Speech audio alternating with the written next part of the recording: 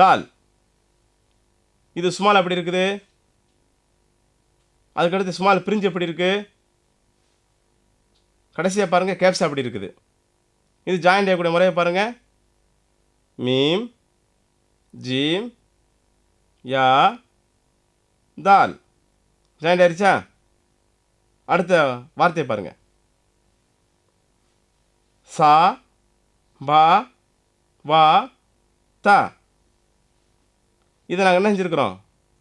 இணைச்சி போட்டிருக்கிறோம். மேலே ஃபஸ்ட் லைனில், செகண்ட் லைனில் பிரித்து போட்டிருக்கிறோம், தேர்ட் லைனில் கேப்ஸா கொடுத்துருக்குறோம். ஜாயிண்ட் ஆகக்கூடிய முறையை பாருங்கள். சா பா வா தா. ஜாயிண்ட் ஆயிடுச்சா? அதுக்கடுத்து பாருங்கள். ஹா அலிஃப் மீம் தால். ஸ்மால் லெட்டர்ஸ் மேலே போட்டிருக்கோம், ஜாயிண்டாக ஸ்மால் லெட்டர்ஸை பிரித்து போட்டிருக்கிறோம், அது கீழே பார்த்தீங்கன்னா கேப்ஸா கொடுத்துருக்குறோம். இப்போ சேரக்கூடிய முறையை பாருங்கள். ஹா அலிஃப் மீம் தால். சேர்ந்துருச்சா? ஓகே. அடுத்து பாருங்கள். மீம் தால் யா ரா. மீம் தால் யா ரா. சேர்த்து போட்டிருக்கோம், பிரிச்சிருக்கிறோம், கேப்ஸா கொடுத்துருக்குறோம். சேரக்கூடிய முறையை பாருங்கள். மீம் தால் யா ரா. ஜாயிண்ட் ஆயிடுச்சா? அவ்வளோதாங்க. அடுத்த வார்த்தையை பாருங்கள். அலிஃப் லாம் ஜா மீம் நூன்.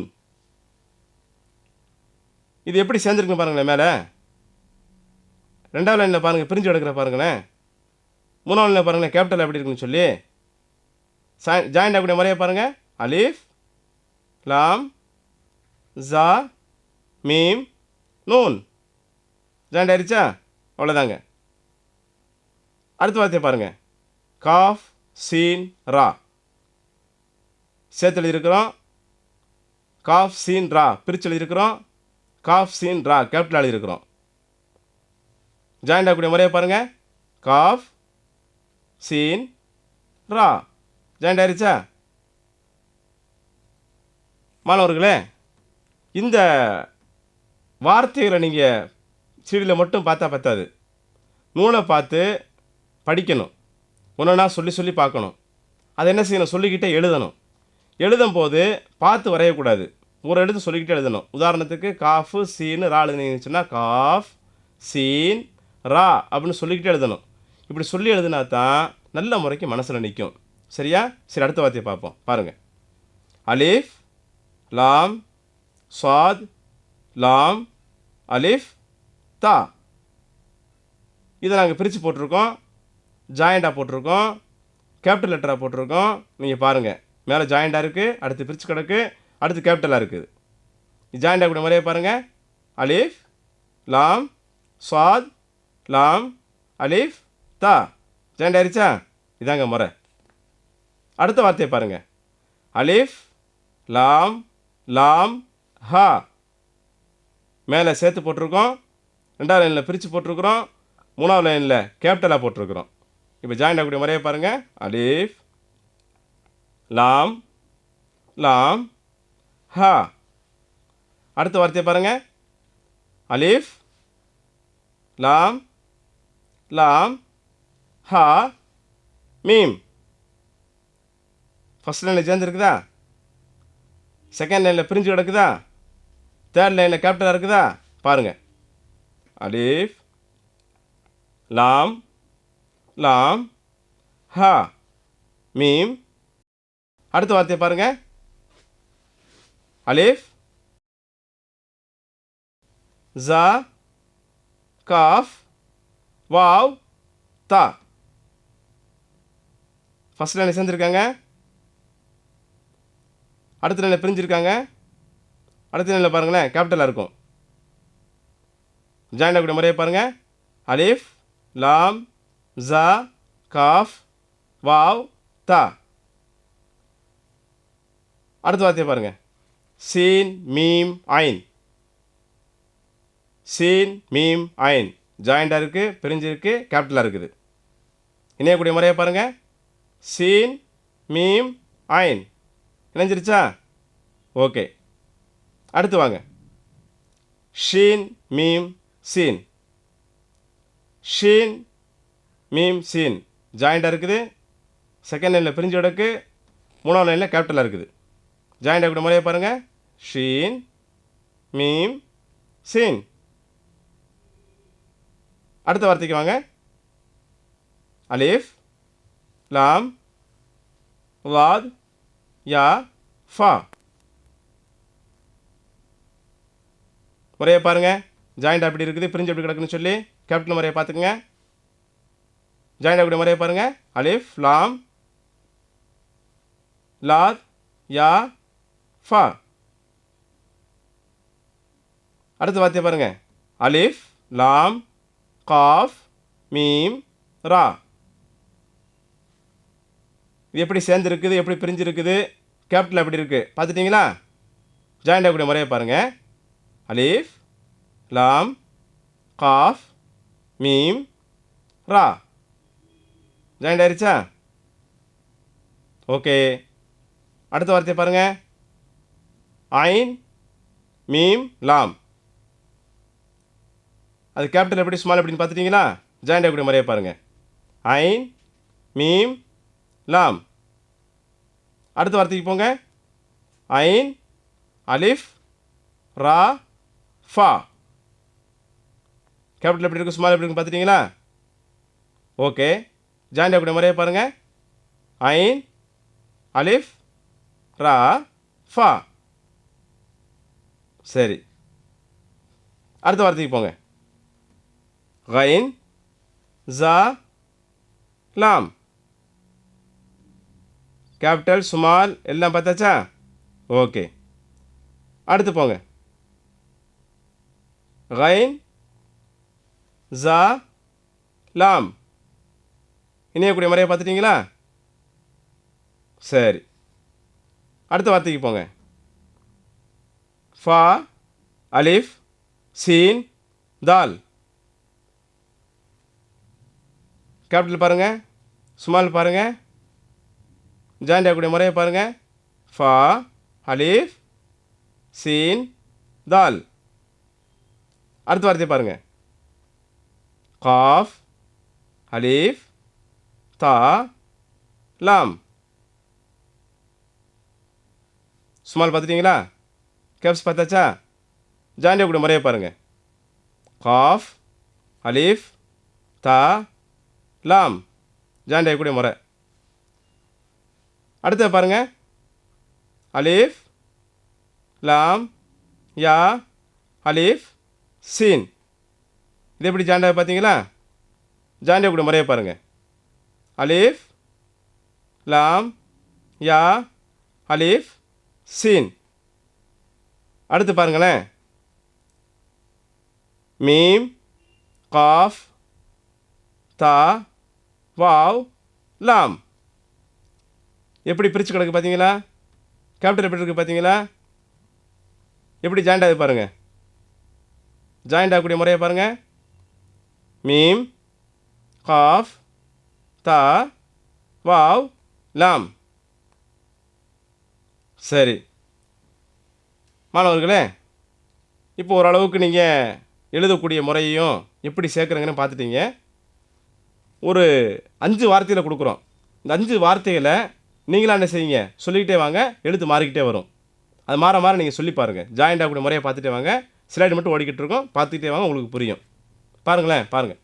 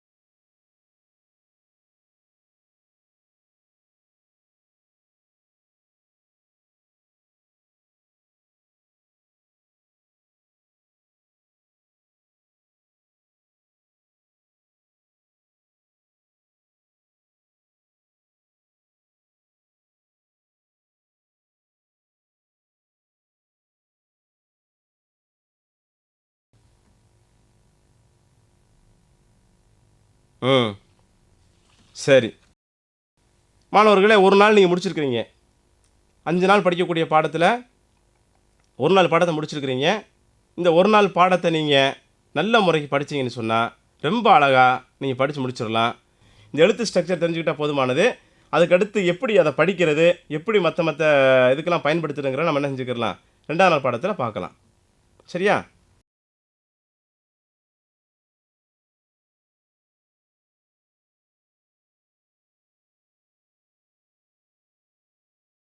மாணவர்களே, 2ஆம் நாள் பாடத்தை படிக்கிறதுக்கு இப்போ உட்காந்துருக்குறோம்.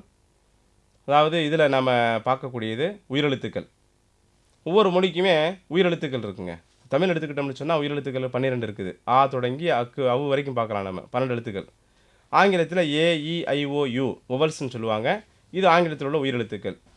இப்படி எந்த மொழியிலையும் உயிரெழுத்து மெய்யெழுத்து இல்லாமல் என்ன செய்ய முடியாது, படிக்க முடியாது. இந்த உயிர்மெய் சேரும்போது தான் ஒரு வார்த்தை அமைக்க முடியும், படிக்க முடியும். இது முக்கியமானது. இதே போல் அரபியில் பார்த்தீங்கன்னா அரபுலையும் இருக்குது. அலிஃப் யா வா இது 3 உயிரெழுத்துக்களுங்க. பார்த்துக்கங்க, அந்த எழுத்தை பாருங்கள், ஸ்லைட் பாருங்கள். அலிஃப் யா வா இது சம்மந்தப்பட்ட விளக்கங்கள் பார்த்தீங்கன்னா உங்களுக்கு நூல்லையும் கொடுத்துருக்குறோம். நூலில் 15 பக்கத்தில் கொடுத்துருக்குங்க. அந்த 15 பக்கத்தில் பார்த்தீங்கன்னா முழு விளக்கம் உங்களுக்கு கொடுக்கப்பட்டிருக்கும். இப்போ உங்களுக்கு சில விளக்கங்கள் மட்டும் தர்றோம். நாங்கள் கொடுக்கக்கூடிய இந்த விளக்கத்தையும் பார்த்துக்குங்க. நீங்கள் நூல்லையும் பாருங்கள், நல்லா புரியும். இந்த ஆங்கிலத்தில் இருக்கக்கூடிய உயிரெழுத்து இருக்குது பார்த்தீங்களா, இது என்ன செய்யணும்னு சொன்னால் உங்களுக்கு நேரடியாக இணையும். உதாரணத்துக்கு சன் அப்படின்னு சொல்கிறோம், எஸ்ஓஎன் சன். கிங் அப்படின்னு சொல்கிறோம், கேஐஎன்ஜி கிங். ஹென் அப்படின்னு சொல்கிறோம், ஹெச்இஎன் ஹென். இப்படி என்ன செய்கிறோம், நம்ம வந்து டைரெக்டாக சேர்க்குறோம். தமிழ் எப்படி சேர்க்குறோம், உயிரெழுத்துக்களை டைரெக்டாக சேர்க்க மாட்டோம். ஆ சேருதுன்னு சொன்னால் நம்ம என்ன செய்வோம், புள்ளி இல்லாமல் எழுதிக்கிடுவோம். கடல்னு சொல்கிறோங்க. கடல்னு சொல்லும்போது இக்கு ப்ளஸ்ஸு ஆ இஸ் ஈக்குவல் டு கா, இட்டு ப்ளஸ்ஸு ஆ இஸ் ஈக்குவல் டு டா, இல் கடல். இப்படி தான் நம்ம சொல்கிறோம். நம்ம என்ன செய்கிறோம், கடல். கடல் சொல்லும்போது ஃபஸ்ட்டு என்ன செய்யும், இக்குங்கிறத உச்சரிப்போம், அதுக்கடுத்து ஆங்கிற எழுத்து உச்சரிப்போம். கா, அதான் கா அப்படிங்கிறது. இதே போல் ஆங்கிலத்தில் மாதிரியே அரபு தமிழ் இருக்கா அப்படின்னு கேட்டால் தமிழ் அப்படி கிடையாது. ஏன்னா தமிழில் வந்து அடையாளத்தை வச்சுருக்குமே தவிர நேரடி என்ன செய்கிறது கிடையாது, எழுத்துக்களை சேர்க்கறது இல்லை. புள்ளி இல்லாமல் எழுதணும்னு சொன்னால் ஆ சேர்ந்துருக்குன்னு அர்த்தம். பக்கத்தில் துணக்கால் போட்டால் ஆவண்ணா சேர்ந்துருக்குன்னு அர்த்தம். பக்கத்தில் வந்து மேலே சுழிச்சு விட்டால் ஈ சேர்ந்துருக்குன்னு அர்த்தம். இப்படி நம்ம சில குறிகளை வச்சுருக்கிறோம். இதே மாதிரி அரபை பொறுத்தவரையில் தமிழை மாதிரி ஆங்கிலத்தை போலவா அப்படின்னு கேட்டால் தமிழ் மாதிரி தான். எப்படின்னா நேரடி எழுத்துக்கள் வந்து சேராது. இந்த 3 உயிரெழுத்துக்களுக்கு 3 அடையாளம் இருக்குது, சிம்பிள்ஸ் இருக்குது. அந்த சிம்பிள்ஸ் என்ன செய்யும்னு சொன்னால் சேரும், அடையாளங்கள் மட்டும் சேரும். அந்த அடையாளம் சேரும்போது என்ன செய்வோம், எழுத்துக்களை படிக்கக்கூடிய முறையை நாம் வந்து கற்றுக்குருவோம். அதுக்கு பார்த்தீங்கன்னா தமிழில் நம்ம இப்போ உச்சரிப்பை ஈக்குவலாக கொடுக்கலாம். சிலட் பாருங்களேன், ஈக்குவலாக கொடுத்துருக்குறோம். அலிஃபு பாருங்கள், அலிஃபுக்கு நேரம் என்ன கொடுத்துருக்குறோம், ஒரு கோடு கொடுத்துருக்கோம் மேலே. அதாவது கீழே போட்டிருக்க டேஸு, மேலே போட்டிருக்க கோடு. ஒரு மேலே ஒரு எழுத்துக்கு மேலே சாய்வாக போடக்கூடிய ஒரு கோடு. அந்த கோடுக்கு தமிழில் சொன்னோன்னு சொன்னால் அகரம் அப்படின்னு சொல்லலாம். அதாவது எந்த எழுத்துக்கெல்லாம் அந்த கோடை போடுறோமோ அதை வந்து ஆவா தான் நம்ம பயன்படுத்தணும். ஆங்கிலத்தில் ஏ சேர்க்குறது மாதிரி பாருங்கள், சிலட் பாருங்கள். அலிஃப் இருக்குதா, நேரம் ஒரு கோடு இருக்குது. இங்கே ஆ இருக்குது, ஏ இருக்குது. அகரம் ஏ அலிஃப், அந்த மேலே கோடு. அடுத்து பாருங்கள், யா போட்டிருக்கிறோம். யாக்கு நேரம் பாருங்களேன், டேஸு கீழே ஒரு கோடு. அதாவது ஒரு எழுத்துக்கு கீழே போடக்கூடிய கோடு. இதை தமிழில் சொன்னால் இகரம்னு சொல்லலாம். இதுக்கு வந்து ஈக்குவல் லெட்டர் என்ன ஆங்கிலத்தில் என்ன, இதுக்கு சிம்பிள் எடுத்துக்கிட்டிங்கன்னு சொன்னால் ஐஇ. ஐஇ எடுத்துக்கிட்டால் என்ன செய்யும், ஈக்குவலாக இருக்கும். கடைசியாக பாருங்கள், வாவு போட்டிருக்கிறோம். இந்த வாவுக்கு உகரம்னு சொல்லலாம் தமிழில். மேலே வந்து எழுத்துக்கு மேலே சிறுசாக குட்டியாக வாவு போடுறது, அல்ல சுழிச்சு விடுறோன்னு வச்சுக்கோங்களேன், போட்டு விடுற மேலே. இதை தமிழில் சொன்னால் உகரம். ஆங்கிலத்தில் ஓவுக்கும் யூவுக்கும் ஈக்குவலாக நம்ம என்ன செய்யலாம், இந்த அடையாளத்தை பயன்படுத்தலாம். இதுதான் வந்து உயிர்க்குறிகள்னு சொல்லலாம். நாம் இந்த உயிர்க்குறிகள் மொத்தம் 3ங்க. 3 உயிரெழுத்துக்களுக்கும் 3 உயிர்க்குறிகள் அரபியில் கொடுத்துருக்குறாங்க. இந்த 3 உயிர்க்குறிகளை புரிஞ்சுக்கிட்டாலே போதும், அரபு படிக்கிறதுக்கு ரொம்ப இலகுவான ஒரு வழியை நம்ம கையாண்டுக்கிடலாம். இதுதான் வழியவும். இந்த குறிகளை கற்றுக்கிட்டா போதும், அரபு ஈஸியாக படிச்சிடலாம். சரிங்களா? இப்போ இந்த குறிகள் நல்லா பார்த்துக்குங்க, அதை தான் கொடுத்துருக்குறோம். இப்போ இந்த குறிகளை ஒவ்வொன்றையும் அகரம் எப்படி படிக்கிறது, இகரம் எப்படி படிக்கிறது, உகரம் எப்படி படிக்கிறதுங்கிற நம்ம என்ன செய்வோம், வரிசையாக பார்த்து வரலாம். சரிங்களா? அதாவது பாருங்கள், ஒரு முக்கியமான விஷயத்தை இங்கே கவனிக்கணும். இந்த காலை மாலை மதரசாக்களில் அஜரத்து மாதிரி சொல்லிக் கொடுக்குறது, ஆலிம் சாக்கள் சொல்லித் தர்றது, இதெல்லாம் எப்படி இருக்கும்னு சொன்னால் ஜபரு ஜேரு பேஷன்னு சொல்லி கொடுத்துருப்பாங்க. மேலே ஒரு கோடு போட்டால் ஜபரு, கீழே ஒரு கோடு போட்டால் ஜேரு, மேலே சுழிச்சு விட்டால் பேஷ் எப்படின்னு சொல்லியிருப்பாங்க. இதெல்லாம் தப்புங்க, சொல்லக்கூடாது. இந்த மாதிரிலாம் சொல்லக்கூடாது. ஏன் அப்படின்னு சொன்னால், ஜபர்னா மேலேன்னு அர்த்தம் ஃபார்சி மொழியில், உருதுலையும் ஃபார்சிலையும் சொல்லுவாங்க. ஜேர்னா கீழே அர்த்தம், பேஷுனா முன்னாடின்னு அர்த்தம். இந்த நம்ம சொல்கிற மாதிரியா பேஷ் இமாம்னு சொல்லி முன்னால் நிற்கிற இமாம்னு அர்த்தம். சரிங்களா? இப்படிலாம் சொல்லக்கூடாது, இது தவறான ஒரு முறை. அலிப் ஜபர் ஆ, பேசபரு பா, தேசபருத்தா, அலிஃப் சரி பேஸ் சரிபின்னு சொல்லி தருவாங்க. இப்படிலாம் படிக்கக்கூடாது. உருதையும் தமிழையும் அரபும் கலந்து குழப்பக்கூடாது. அரபாக தான் படிக்கணும். தமிழா தான் படிக்கணும். உருதாத்தையும் படிக்கணும். இப்போ அரபா படிக்கணும்னு சொன்னால் எப்படி படிக்கணும்னா அலிஃப் ஜபரா பேசுவர்பான்னு சொல்லி ஜபர்னு சொல்லி பயன்படுத்தவே கூடாது. இதை நீங்கள் தமிழில் சொல்லிக்கங்க. அவனுடைய இதை உச்சரிப்பை அகரம் இகரம் உகரம் சொல்லி சொல்லிக்கங்க. அரபில் சொன்னால் ஃபத்தஹா கசரா லம்மான்னு சொல்லணும். அதெல்லாம் உங்களுக்கு இப்போ சொன்னால் புரியாது. ஏன்னு சொன்னால் அது இலக்கணம் படித்த பிறகு தான் தெரியும். ஆனால் அதை விட்டுருங்க. சுருக்கமாக சொன்னால் அகரம் இகரம் உகரம் இதுதான் அவனுடைய விளக்கம். இப்போ அகரம் இகரம் உகரம் எப்படி இது எப்படி படிக்கிறதுங்கிற நான் முறையை சொல்லித்தர்றோம். நீங்கள் பாருங்கள். 17வது பக்கம். இந்த 17வது பக்கத்தில் அகர எழுத்துக்கள் எப்படி படிக்கணுங்கிற சொல்லி கொடுத்துருக்குறோம். 17வது பக்கத்தை பாருங்கள். நாங்கள் சொல்லிக்கிட்டே வர்றோம். வரிசையை பார்த்துக்கிட்டே வாங்க. இதை நீங்கள் புரிஞ்சுக்கிறணும்னு சொன்னால் 6வது பக்கத்தில் உள்ள பாடத்தையும் இங்கே 17வது பக்கத்தில் உள்ள பாடத்தையும் சேர்த்து பார்த்தீங்கன்னா உங்களுக்கு தெரியும் எந்த எழுத்தை எப்படி படிக்கணுங்கிற விஷயத்தை நீங்கள் புரிஞ்சுக்கலாம். ஆங்கிலத்தில் எப்படி தமிழில் எப்படின்னு புரிஞ்சுக்கலாம். சரியா? ஓகே, நான் இப்போ சொல்கிறேன் பாருங்களேன். நூலை பாருங்கள். ஆ பா தா சா ஜா ஹ ஹ த த ர ஸ ச ஷ ஸ ல ط ல அ غ ஃப க க ல ம ந ஹ வ யா. மாணவர்களே படிச்சிங்க பார்த்தீங்களா? இதுதான் முறை. இப்படி தான் படிக்கணும். அலிஃப் ஜுவரா பேசுவருப்பா அப்படிலாம் படிக்கக்கூடாது. சரிங்களா? அந்த 17 பக்கத்திலே கீழே பாருங்களேன். இந்த படித்த எழுத்துக்களை எப்படி எழுதுறதுங்கிற ஒரு முறையை கொடுத்துருக்குறோம். என்ன செய்யுங்க, அந்த முறையை கையாண்டு அதுக்கு மேலேயே பென்சில் வச்சு டச் பண்ணிட்டே வாங்க. எழுதக்கூடிய பயிற்சி உங்களுக்கு ஏற்படும். எழுதுனா என்ன செஞ்சுக்கலாம், நீங்கள் அதை ஈஸியாக சொல்லி புரிஞ்சுக்கிடலாம், நீங்கள் படிச்சுக்கிடலாம். சரிங்களா? 18ஆம் பக்கத்தில் பாருங்களேன். நூலில் பயிற்சி இருக்கும். இந்த பயிற்சி நீங்கள் நன்றாக தெரிஞ்சுக்கிட்டீங்கன்னு சொன்னால் இப்போ அகர எழுத்துக்கள் எல்லாம் ஒன்று சேர்த்து எழுதும் போது நீங்கள் படிக்கக்கூடிய முறையை கற்றுக்கிட்டு அழகாக படிக்கலாம், வார்த்தைகளை படிக்கலாம். இப்போ அதுக்கு தான் வார்த்தை அமைச்சு கொடுத்துருக்குறோம். 18ஆம் பக்கத்தில் பாருங்கள். பயிற்சியில் பாருங்கள். 2வது பகுதியை பாருங்கள். க த ப கதப ந ச ர நசர க ச ர கசர ச ல ஹ صلح ف ص ل فصل أ ق ل أقل د خ ل دخل ض ر ب ضرب ر ف ع رفع س ج د سجد ك ف ர கஃபர غ ஃப ர غفر ல ம அ லமஅ خ ط ب خطب ذ ه ب ذهب أ ك ل أكل أ خ ذ أخذ ق ط ع قطع و ص ل وصل ம ந அ மனஅ. மாணவர்களே இப்போ நான் படித்த முறையை நீங்கள் பார்த்தீங்க. இதை நீங்கள் என்ன செய்யுங்க, சிடியை ரிப்பீட் பண்ணி பார்த்துக்கிட்டே வாங்க.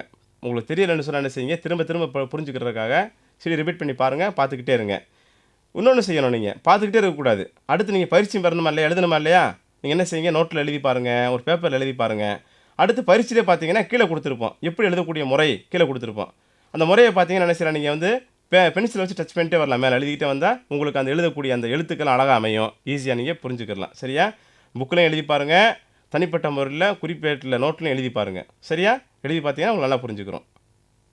இப்போ அடுத்த பகுதிக்கு நம்ம போகலாம். இகர எழுத்துக்கள். அதாவது ஒரு எழுத்துக்கு மேலே சாய்வா ஒரு கோடு போட்டால் அகரம்னு சொன்னோம். அந்த அகர எழுத்துக்கெல்லாம் படித்து முடிச்சிட்டோம். ஒரு எழுத்துக்கு கீழே சாய்வா ஒரு கோடு போட்டால் இகரம்னு சொல்லியிருக்கிறோம். அந்த இகர எழுத்துக்களை நம்ம என்ன செய்யணும், படிக்கணும். படித்தா நம்ம புரிஞ்சுக்கலாம், இகரம் எப்படி படிக்கணும் புரிஞ்சுக்கலாம். இப்போ பாருங்களேன், புக்கில் வந்து 19 பக்கத்தை பாருங்கள். ஆ எழுத்துக்களுக்கெல்லாம் கீழே கோடு போட்டிருக்கா, கீழே சாய்வா ஒரு கோடு போட்டுட்டே வருதா? ஆ நல்லா பாருங்கள். ஸ்லைடிங்கும் கொடுத்துருக்குறோம். இப்போ இதை நீங்கள் புரியணும். இதை நான் படிக்கிறோம். படிக்கும்போது நீங்கள் என்ன செய்யுங்க, நூலை பார்த்து அப்படியே படிச்சுக்கிட்டே வாங்க, பார்த்துக்கிட்டே வாங்க. சிடி ரிப்பீட் பண்ணி பாருங்கள். இதை நீங்கள் ஈக்குவல் பண்ண என்ன செஞ்சுக்கோங்க, 7வது பக்கத்துக்கு நீங்கள் போங்க. 7வது பக்கத்தையும் இந்த 19வது பக்கத்தையும் நீங்கள் பார்த்தீங்கன்னு சொன்னால் ரெண்டும் ஒரே மாதிரி வரும். அதில் ஆங்கிலத்தில் கொடுத்துருப்போம், தமிழில் கொடுத்துருப்போம். இங்கே வந்து என்ன செஞ்சுருப்போம், எதுவுமே கொடுக்காம டைரெக்ட் அரபு மட்டும் கொடுத்துருப்போம். ரெண்டையும் என்ன செய்யுங்க, சேர்த்து வச்சு பாருங்கள். சரியா? இப்போ நான் வாசிக்கட்டுமா? இ, பி, தி, சி, ஜி, ஹி, ஹி, தி, தி, ரி, ஜி, சி, ஷி, சி, லி, தி, தி, ரி, ரி, ஃபி, கி, கி, லி, மீ, நீ, ஹி, வி, இ. மாணவர்களே, இகர எழுத்துக்களை படிக்கக்கூடிய முறையை இப்போ சொல்லிக் கொடுத்தோம், பார்த்துட்டீங்க. அந்த 19வது பக்கத்திலேயே இகர எழுத்துக்களை நல்லா எழுதி பயிற்சி பெறுறதுக்காக கீழே என்ன செஞ்சுருக்கிறோம், ஒரு காலம் கொடுத்துருக்குறோம். அதில் என்ன செய்யுங்க, அந்த எழுத்துக்களுக்கு மேலே உங்கள் எழுத்துக்களை வந்து நீங்கள் டச் பண்ணி நல்லா எழுத பழகிக்கங்க. பேனாவில் டச் பண்ணுங்கள் அல்லது பென்சிலை டச் பண்ணுங்கள். அதில் தனிப்பட்ட முறை என்ன செய்யுங்க, ஒரு நோட்டில் எழுதி நல்லா பயிற்சி பெற்றுக்குங்க. இலவாக படிச்சிடலாம் மாணவர்களே. 20வது பக்கத்தை பாருங்கள். அந்த 20வது பக்கத்தில் ஒரு பயிற்சி கொடுத்துருக்காங்க. அதாவது இந்த அகர எழுத்தையும் இகர எழுத்தையும் சேர்த்த பிறகு 2 எழுத்தையும் சேர்த்து உள்ள வார்த்தைகள்லாம் எப்படி அமைக்கிறது, இதை பற்றி ஒன்று கொடுத்துருக்குறோம். அதாவது 20வது பக்கத்தில் பாருங்கள், பயிற்சியை பாருங்கள். ல, கி, லக்கி, மீ, ந, மின, ச, மீ, அ, சமி, அ, ல, பி, ச, லபிச, ச, லி, ம, சலிம, வ, சி, அ, வசிய, ர, லி, ய, ரலிய, வ, சி, ம, வசிம, ஷ, ரி, வ, ஷரிப, அ, மீ, ல, அமில, வ, லி, ம, வலிம, ம, லி, க, மலிக. மாணவர்களே, இந்த பயிற்சியில் மேலே ஒரு வரியில் நாங்கள் என்ன செஞ்சுருக்கிறோம், படிக்கிறதுக்காக கொடுத்துருக்குறோம். அடுத்து கீழே உள்ள வரி ஒரு வரி கொடுத்துருக்குறோம். அந்த வரியில் வந்து எழுதுறதுக்காக கொடுத்துருக்குறோம். 20வது பக்கத்தில் நீங்கள் பாருங்கள், பார்த்து அந்த மேலே உள்ள வரியை படிச்சுக்கிட்டே பென்சிலை வச்சு டச் பண்ணிட்டே வாங்க. நல்லா உங்களுக்கு பயிற்சி ஆகிக்கிறோம் மாணவர்களே. இப்போ உகர எழுத்துக்களை நம்ம பார்க்கலாம். உகர எழுத்துக்களை பார்க்கலாம். இந்த உகர எழுத்துக்கள் படித்தாச்சுன்னா இது 3ஐயும் சேர்த்து வச்சு படிக்கும்போது அகரம், இகரம், உகரம். ஒரு மொழியினுடைய உயிர் நாடி இந்த 3 தான். அகரம், இகரம், உகரம். அதுக்கடுத்து புள்ளி எழுத்து. இந்த 3 உயிர் நாடி, இந்த 3 குறியை நாம் படிச்சிட்டோம்னு சொன்னால் ரொம்ப அழகாக அரபி படிச்சிடலாங்க. இப்போ உகர எழுத்துக்கள் படிக்கலாமா? பாருங்கள், 21வது பக்கத்தில் பாருங்கள். எந்த காரணத்தை கொண்டும் படிக்கும்போது அலிப் பேஷ் ஊ வே பேஷ் பூன்னு படிக்கக்கூடாதுங்க. ஊ பூ தூணு தான் படிக்கணும். சரியா? இப்போ 21வது பக்கத்தில் பாருங்களேன், புக்கில் பாருங்கள், நான் படிச்சுக்கிட்டே வர்றேன், கேட்டுக்கிட்டு வாங்க.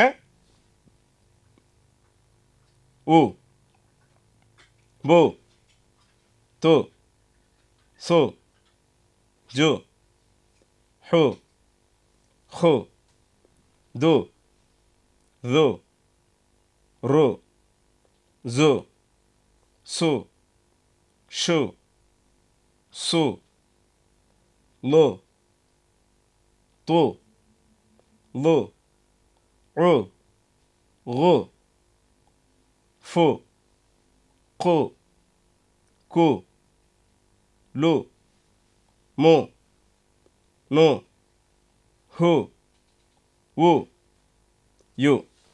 மாணவர்களே, உகர எழுத்தை படிச்சிட்டிங்க. அதே 21வது பக்கத்தில் ஊரெழுத்துக்களை எழுதக்கூடிய முறைக்காக, கற்றுக்கிற முறைக்காக கீழே ஒரு காலம் கொடுத்துருக்குறோம். அதில் என்ன செய்யுங்க, பேனாவாலேயோ பென்சிலால் டச் பண்ணிட்டே வாங்க, அல்லது தனிப்பட்ட முறையில் நோட்டில் எழுதி பாருங்கள். ஊரெழுத்துக்கள் என்ன செஞ்சுக்கிறலாம், நீங்கள் இலகுவாக படிச்சுக்கிறலாம், இலகுவாக எழுத கற்றுக்கிறலாம். சரிங்களா? இப்போ மாணவர்களே உங்களுக்கு அடுத்து ஒரு 22வது பக்கத்தில் பயிற்சி ஒன்று தர்றோம். எப்படின்னா, இது வரைக்கும் அகரம் படிச்சீங்க, இகரம் படிச்சீங்க, ஓரம் படிச்சிருக்கிறீங்க. இந்த படித்த 3யுமே என்ன செய்யணும், வரிசைப்படுத்தி உங்களுக்கு 3 எழுத்தையுமே கலந்து வார்த்தையில் அமைச்சு கொடுத்துருக்குறோம். அந்த வார்த்தையில் படிச்சீங்கன்னா 3மே மறக்காம மனசில் நிற்கும். சரியா? 22வது பக்கத்தில் பாருங்க. நு ஜி ல நுசில கு தி ப குத்திப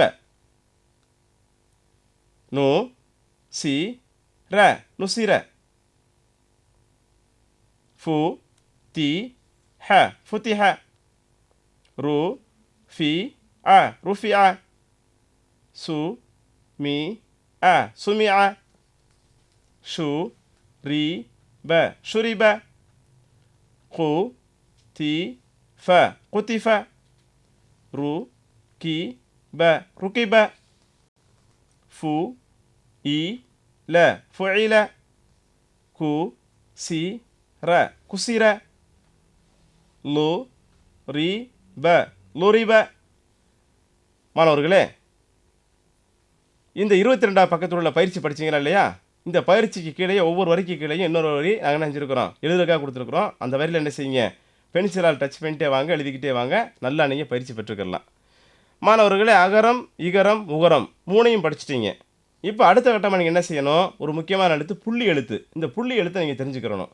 அதாவது இப்போ பாருங்களேன், மேலே ஒரு கோடு போட்டோம், அது வந்து அகரம். கீழே ஒரு சாய்வா கோடு போட்டோம், இகரம்.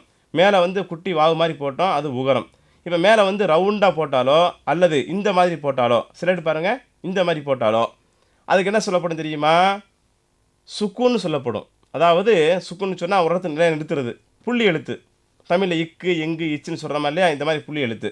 இந்த புள்ளி எழுத்தை நம்ம புரிஞ்சுக்கிறோம். இப்போ இந்த புள்ளி எழுத்தை புரிஞ்சுக்கிட்டா நாம் படிக்க ஆரம்பிச்சிடலாம். 23வது பக்கத்தில் பாருங்கள், சுக்கூன். அந்த ஒரு குறிப்பு கொடுத்துருக்குறோம், அந்த குறிப்பை பார்த்துக்கங்க. 23வது பக்கத்தில் அந்த குறிப்பை பார்த்துட்டு அப்படி படிக்க ஆரம்பிங்க. நான் சொல்கிறேன், பார்த்துக்குங்க. 23 பக்கத்தில் பார்த்துக்குங்களேன். ய இப் இத் இஸ் இஜ் இஹ் இஹ் இத் இத் இர் இஸ் இஸ் இஷ் இஸ் இல் இத் இல் ய இக் இஃப் இக் இக் இல் இம் இன் இஹ் யு இ. மாணவர்களே, புள்ளி எழுத்து நீங்கள் பார்த்துட்டீங்க.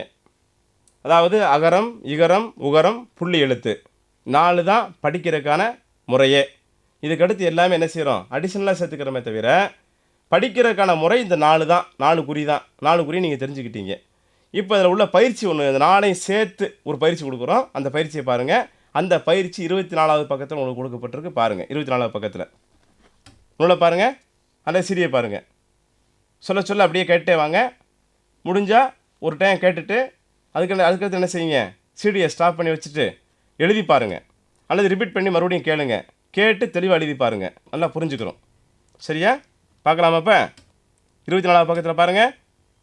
மா இன் மண், மீ இன் மின், லா இன் லன், லா இம் லம், ஜி இன் ஜின்,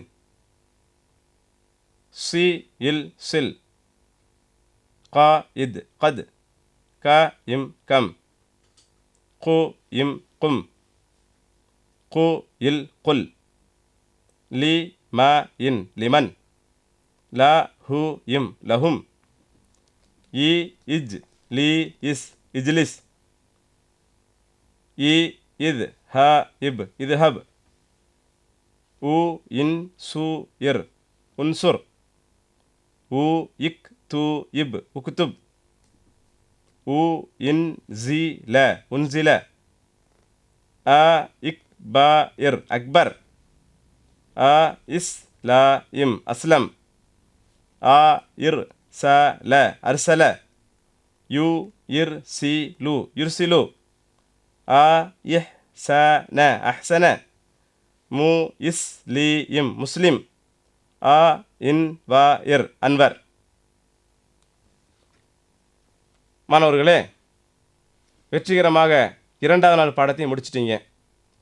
இப்போ 2 நாள் முடித்த பிறகு உங்களுக்கு 3ஆவது நாளுக்கு போகிறதுக்கு ரொம்ப உங்களுக்கு ஆர்வமாக இருக்கும். ஏன்னா இது வரைக்கும் படித்த பாடங்கள்லாம் ரொம்ப ஈஸியாக உங்களுக்கு புரிஞ்சிருக்கும் அப்படின்னு நினைக்கிறேன். அடுத்து 3ஆவது நாள் பாடத்தை நம்ம பார்க்கலாம்.